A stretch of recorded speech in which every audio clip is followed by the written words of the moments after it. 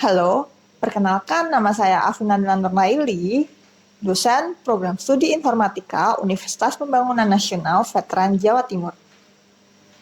Saat ini, saya sedang mengikuti program sertifikasi dosen gelombang 1 tahun 2025 yang diselenggarakan oleh Kementerian Dikti Saintek. Video ini dibuat sebagai pernyataan diri dosen dalam unjuk kerja Tridharma Perguruan Tinggi atau kita biasa sebut PDD UKT PT.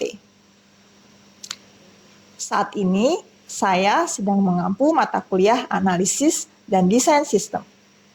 Mata kuliah ini memiliki bobot sebesar 3 SKS dan merupakan mata kuliah wajib semester 4 di program studi informatika. Metode pembelajaran menggunakan blended learning, yakni perpaduan antara pembelajaran luring dan daring. Pembelajaran daring menggunakan media online seperti Zoom dan Google Meet. Adapun mahasiswa dapat mengunduh materi, e-book, RPS melalui platform resmi UPN Veteran Jawa Timur, yakni ilmu.upnjatim.ac.id. Mahasiswa juga dapat mengunggah tugas secara online di platform tersebut.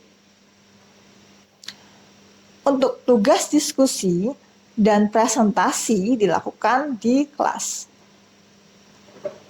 Mata kuliah analisis dan desain sistem merupakan mata kuliah yang mempelajari teknik dan pendekatan untuk mengembangkan sistem secara efektif dan efisien. Dalam analisis dan desain sistem, mahasiswa diharapkan dapat memahami isu-isu sehingga mahasiswa benar-benar menganalisis dalam merancang sistem. Mata kuliah ini memperkenalkan setiap teknik analisis dan desain sistem, menjelaskan definisinya, serta bagaimana melakukannya, menyajikan contoh, dan memberikan kesempatan bagi mahasiswa untuk berlatih menyelesaikan masalah bersama-sama dalam tim. Sebelum mahasiswa ini benar-benar mengimplementasikannya dalam dunia nyata. Mahasiswa dapat melaksanakan langkah tersebut dalam proses siklus hidup perangkat lunak atau SDLC. Pengembangan proyek memerlukan seorang analis untuk mengumpulkan persyaratan, memodelkan kebutuhan bisnis, dan membuat blueprint untuk menggambarkan bagaimana sistem dibangun seharusnya. Capaian pembelajaran lulusan yang ada di mata kuliah analisis dan desain sistem, yakni mahasiswa memiliki pengetahuan yang memadai terkait cara kerja sistem komputer dan mampu menerapkan atau menggunakan berbagai algoritma atau metode untuk memecahkan masalah pada suatu organisasi.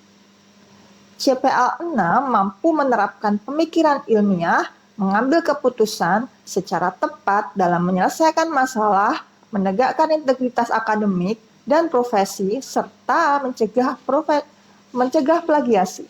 CPMK untuk mata kuliah analisis dan desain sistem atau capaian pembelajaran mata kuliah yakni mahasiswa mampu menganalisis kebutuhan sistem, siklus pengembangan perangkat lunak, metodologi pengembangan perangkat lunak, serta melakukan analisis kelayakan, kebutuhan fungsional dan non-fungsional perangkat lunak untuk menghasilkan sistem request yang komprehensif. CPMK selanjutnya, mahasiswa mampu merancang sistem perangkat lunak dengan memodelkan proses bisnis menggunakan use case diagram, activity diagram atau BPMN, sequence diagram, dan class diagram.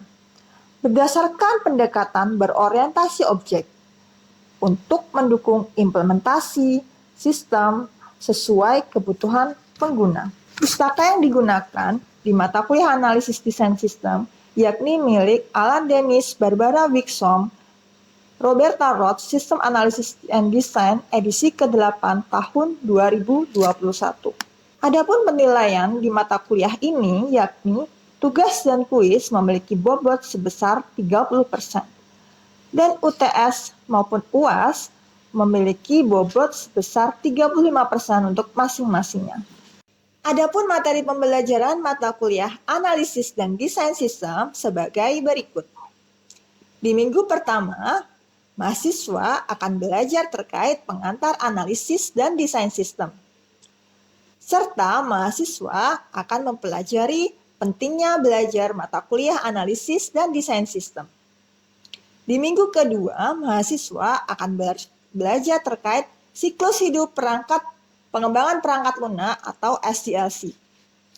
Di minggu ketiga, metodologi pengembangan perangkat lunak. Di minggu keempat, mahasiswa akan belajar terkait identifikasi nilai bisnis dengan sistem request. Di minggu kelima, mahasiswa akan belajar terkait analisis kelayakan pengembangan perangkat lunak.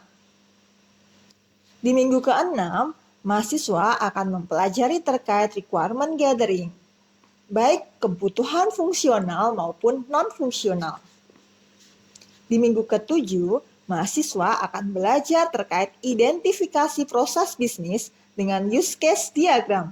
Di minggu ke-8, mahasiswa akan belajar terkait pemodelan proses bisnis dengan activity diagram. Di minggu ke-9, mahasiswa akan belajar terkait sequence diagram. Di minggu selanjutnya, mahasiswa akan belajar terkait paradigma berorientasi objek. Di minggu terakhir, mahasiswa akan belajar terkait kelas diagram. Assalamualaikum warahmatullahi wabarakatuh. Waalaikumsalam. Selamat pagi teman-teman. Oke. Mungkin hari ini sebelum kita mulai pelajarannya, kita wajib berdoa dulu. Berdoa menurut kepercayaan kami mulai.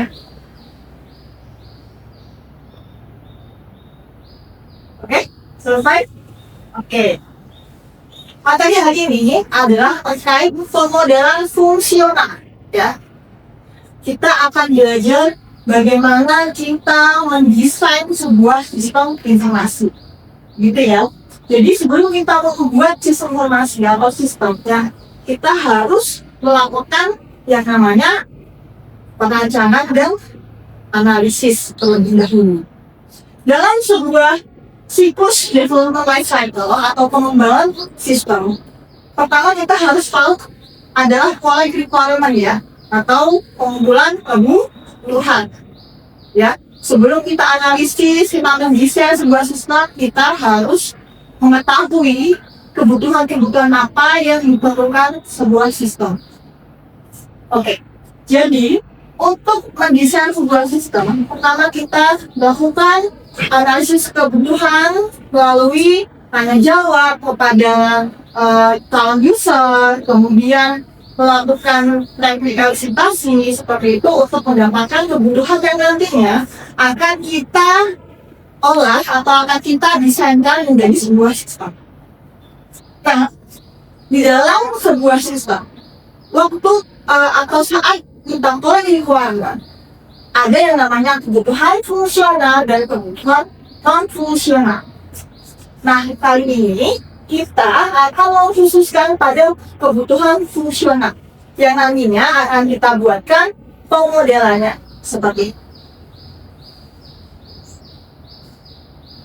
Oke, hari ini tujuan kalian belajar materi ini adalah kalian dapat memahami proses bisnis, ya.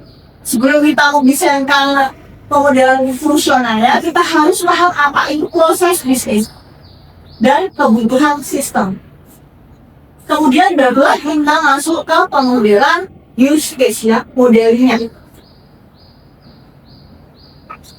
Apa itu yang dinamakan proses bisnis? Proses bisnis di sini adalah suatu kumpulan pekerjaan yang saling terkait untuk mencapai tujuan tertentu, ya, untuk menyelesaikan suatu masalah. Di sini maksudnya apa? Pembuatan sebuah sistem dapat dipecah menjadi beberapa subproses yang masing-masing memiliki atribut. Selain itu juga berkontribusi untuk mencapai tujuan subprosesnya. Nah, analisis proses bisnis umumnya melibatkan pemetaan proses dan proses di dalamnya dengan tingkatan aktivitas atau kegiatan.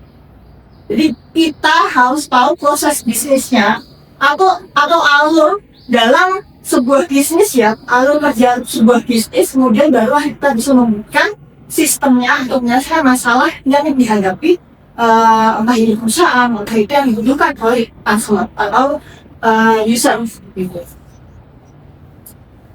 Nah di sini ada contoh ya, contoh daftar proses bisnis. Ini di sini ada register members, ya, kemudian ada add books to the collection, kemudian ada issue a book to a member or user. Jadi ini alurnya proses bisnis dalam sebuah perusahaan ya. Kemudian ada record the return of book, kita mencatat ya pembalian buku. Kemudian ada remove books from the collection apabila sudah tidak ada. Kemudian print out a user transaction ya, kalau ada pinjam masih ada, kita print out kan ya. Kemudian place or remove a hold on a book. Selanjutnya ada review book issue to a member. Kemudian ada notify number of books available. Ini adalah dasar proses bisnis dalam sebuah perusahaan yang nantinya akan kita buatkan desain sistemnya. Kita buatkan sistemnya yang memakainya pastinya harus melalui tahap analisis dulu seperti itu. Kebutuhan dapat diidentifikasi dari proses bisnis. Namun ya, tidak semua proses bisnis bisa kita jadikan sebuah kebutuhan fungsional. Jadi kalau kalian kalau di awal pertama kan saya minta ya, kalian contoh semua proses bisnis yang didapatkan dari si user, kawan user. Nah, kemudian mana saja yang bisa kalian jadikan sebuah kebutuhan. Belum tentu proses bisnis itu bisa kita jadikan sebuah kebutuhan. Nah, di sini ada pemetaan proses bisnis ke kebutuhan fungsional ya. Pertama, kita tadi di sini contohnya itu mendapatkan rekomendasi makanan. Untuk yang kebutuhan fungsionalnya, kita bisa memasukkan data pengguna, ingat CRUD, create, update, delete ya, seperti ini. Kemudian mendapatkan rekomendasi makanan atau rekomendasi pesan. Itu nanti yang akan ada di kebutuhan fungsional dalam sebuah sistem. Kemudian mendapatkan informasi kantor, contohnya di sini ya. Untuk fungsi produknya ada mengirim permintaan untuk mendapatkan data informasi kantor, kemudian mendapatkan informasi kantor. Kemudian ada lagi juga pengelola data makanan, informasi data masakan, data informasi kantor. Itu juga kita bisa buatkan fungsi produknya memasukkan data makanan, data resep, data informasi kantor. Kemudian memilih data makanan, data resep atau data informasi kantor yang ingin dihapus, kemudian memilih menyimpan perubahan data. Ini adalah contoh-contoh dari fungsi fungsional ya, bukan fungsional.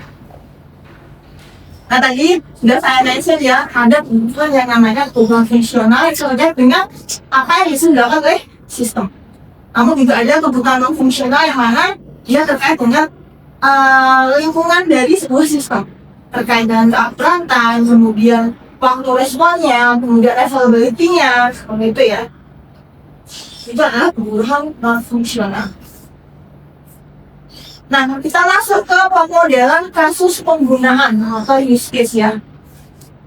Ini adalah proses pemodelan fungsi-fungsi sistem dan terminologi kejadian bisnis atau business events yang memicu peristiwa dan bagaimana sistem menanggapi kejadian tersebut.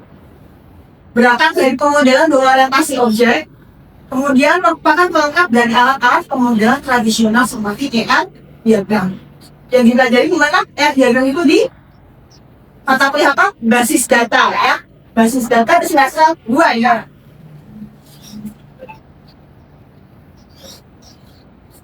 Nah, di sini adalah contoh dari use case diagram ya. Jadi untuk kita memodelkan sebuah kebutuhan itu, kita perlu membuatkan grafis visualisasi ya. Jadi untuk melihat apa saja sih kebutuhan fungsional dalam sebuah sistem itu. Nah di sini ada yang namanya aktor. Aktornya kira-kira di sini ada berapa? 3 ya. Ada apa saja? Operator, kemudian tes apa dan bank ya. Di sini ada 3 faktor. Kemudian yang dinamakan use case-nya adalah yang dilingkari ya, ini adalah namanya use case. Karena ini dalam bahasa Inggris ya, jadi kalau use case itu diawali dengan kata kerja. Jangan sampai kalian menuliskan use case itu dalam kata benda ya, ini harus diawali dengan kata kerja. Di sini semua dalam bahasa Inggris ya, kalau kita menuliskan kebutuhan atau use case ya, harus mulai dengan kata kerja. Jadi contohnya, kalau ada use case pasti dilengkapi dengan use case specification. Jangan sampai kalian menuliskan use case tapi nggak ada use case specification. Use case specification ini apa sih? Gunanya untuk apa? Jadi use case specification ini berguna untuk mendeskripsikan dari masing-masing use case. Contohnya di sini tadi ada satu use case dan sistem smart up. Jadi kita harus menuliskan juga use case specification atau deskripsi dari sistem apa saja. Seperti itu. Nanti saya akan tambahkan bagaimana teman-teman membuat use case specification. Oke, di sini ada contoh ya, ada aktor dan use case ya. Aktornya di sini siapa? Student. Oke, student ya. Kemudian ada dua use case, yaitu view report card dan laser focus. Kalau di sini ada dua use case, ada berapa use case specification yang harus kita buat? Ada dua. Oke, ada dua use case specification yang harus kita buat. Ya, tujuannya apa untuk kita buat use case specification? Agar programmer juga jelas, ya. Nanti kondisi awalnya bagaimana, kondisi akhirnya bagaimana, programmernya itu yang rumah. Kita kan nanti di mata kuliah ini kalian sebagai desainer, bukan sebagai programmer ya. Tapi basicnya kalian harus bisa programming terlebih dahulu. Makanya ini kalian mendesain itu juga kalian selalu harus jadi programmer, gitu ya. Jangan sampai kalian mendesain itu akan berbeda dengan yang ada di programmer hasilnya. Ya, jangan sampai sifat terjadi seperti ini. Jadi di sini ada aktor ya. Aktor itu dilokasikan atau disimbolkan dengan orang lidi ya, manusia lidi itu waktu itu ya. Aktor ini yang artinya si aktor ini akan terlibat atau yang akan berinteraksi dengan sistem seperti itu.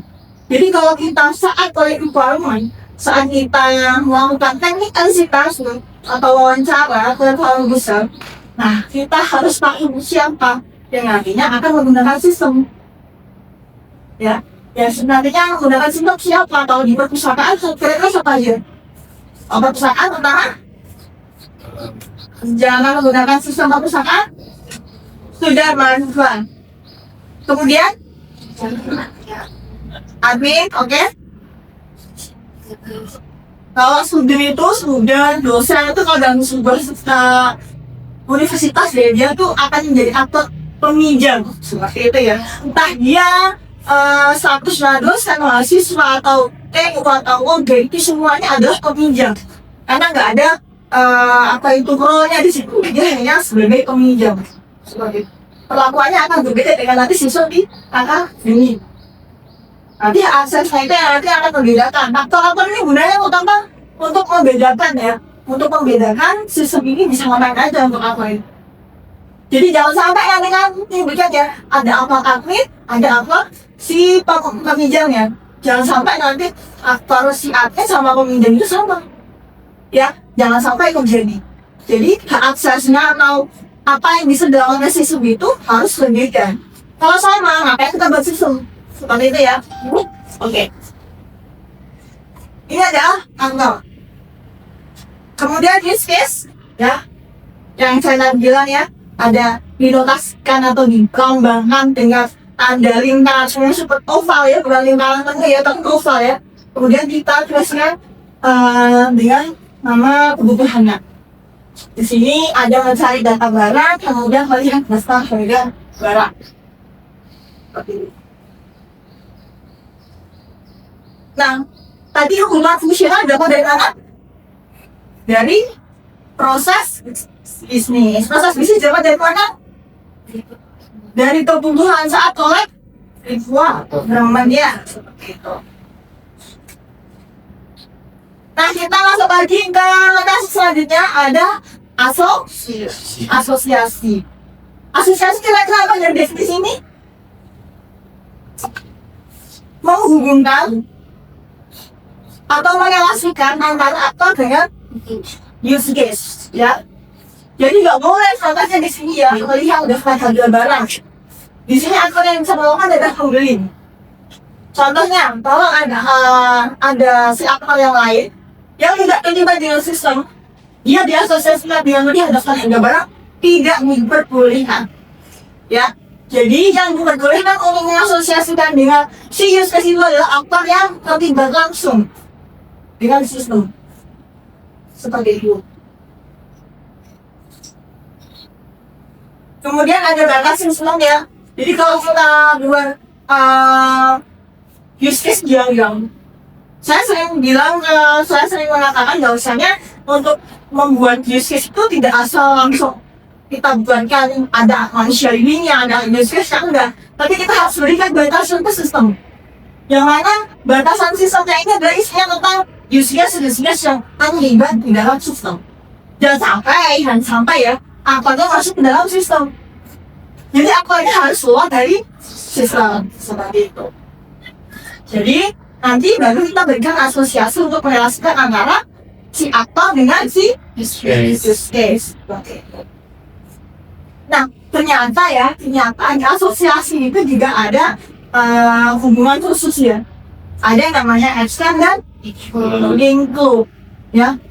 Extend dan include. Kira-kira apa ya extend dan include itu? Nah, di sini extend ini mengindikasikan bahwa kasus penggunaan tersebut diperluas dengan penambahan use case ya, untuk mendapatkan kasus penggunaan lain. Untuk yang extend, yang ditempeli anak-anak adalah kasus induk, ya. Yang ditempeli anak-anak adalah kasus induk. Di sini contohnya adalah chat of Vietnam. Contoh lain lagi, kalian kemarin saya minta untuk requirement ke film ya, pembuat untuk membuat film sistem menyewaan film seperti itu ya, atau pemenangan film seperti Netflix seperti itu ya. Nah, untuk yang kira-kira yang bisa dijadikan extendnya apa mereka? Yaitu Angkat tangan? Ya? yang kalau kasusnya yang kemarin yang film ya Bu, Ya. itu yang bisa di extend itu subtitle Subtitle, oke. Jadi, contoh kasus ini yang mana? nonton filmnya. Oke. Berarti di sini untuk extend kasus ini adalah nama filmnya, ya. Kemudian untuk perluasannya adalah yang subtitle, memilih subtitle. Jadi extend itu gak harus dilakukan seperti itu ya. Kalau kita nggak ngapain gak harus dilakukan. Kita nggak melakukan nggak apa-apa, itu extend. Contohnya lagi adalah invalid password. Kalau kalian mau masuk situ kan gak harus lupa password kan ya. Seperti itu. Kemudian ada include. Include di sini relasi yang menggambarkan bahwa fungsi dari sebuah kasus penggunaan dimasukkan dalam fungsi kasus penggunaan yang lain. Contohnya di sini, give appointment itu include check schedule. Artinya saat kita mau reservasi ya, kita harus melihat schedule. Jadi dalam satu form ya, dalam satu form kita sekarang saat mau reservasi dokter atau apa ya. Nah dalam satu form itu kalau kamu periksa ke dokter A itu kan kita lihat jadwalnya dulu ya. Ada nanti di form itu algoritmanya adalah memilih melihat jadwal dokter. Kan ada biasanya kan, oh dokter A, B, C, oh hari Selasa penuh. Berarti kita bisa ganti ke hari Kamis. Nah itu include. Jadi di dalam suatu proses bisnis diikutkan proses bisnis yang lain seperti itu. Itu adalah include. Nah, yang tidak dinamai anak panah berarti dia adalah kasus penggunaan ini seperti itu. Sudah paham ya di sini antara extend dan include ya, berbeda kegunaan extend dan include. Nah, selanjutnya adalah generalisasi. Generalisasinya apa? Adalah hubungan yang menggambarkan hubungan dari yang umum ke khusus. Di sini contohnya adalah dokter ya, dokter umum, dokter spesialis. Ini semuanya sama-sama dokter nih. Kita bisa menggeneralisasi menjadi dokter.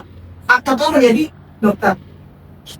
Seperti ini. Jadi kalau ada generalisasi, ada spesialisasi. Kalau generalisasi dari yang sifatnya khusus dulu jadi kalau kita lihat, oh karakteristiknya sama nih, kita bisa generalisasikan. Oh kalau sifatnya dia dari sifatnya aja sepertinya sama, tapi waktu kita lihat lebih detail lagi ternyata berbeda, spesialisasi. Itu nggak bisa kita samakan generalisasi. Tapi itu yang namanya. Oke, sekarang kita masuk mulai membuat use case diagram. Nah, kan sudah tahu ya tentang lokasinya ya. Ada lokasi aktor ya. Aktor gambarkan dengan dan kemudian ada apa lagi kira-kira tadi selain use case ya. Ada use case dan memang dengan oval. Oke ya. Selanjutnya untuk mengasosiasikan atau merelasikan ya. Asosiasi untuk merelasikan antara akad ya si UCS. Nah, nama dari kasus penggunaan harus kata kerja ya. Seperti saya sudah bilang bahwa saya untuk kita menuliskan bisnis adalah mulai dengan kata kerja. Panjangnya nggak boleh panjang ya, 2 sampai 4 kata. Kemudian penanganan tidak boleh dengan kata benda. Tadi ya, kemudian penulisan kata minimal dimulai dari 1 kasus penggunaan.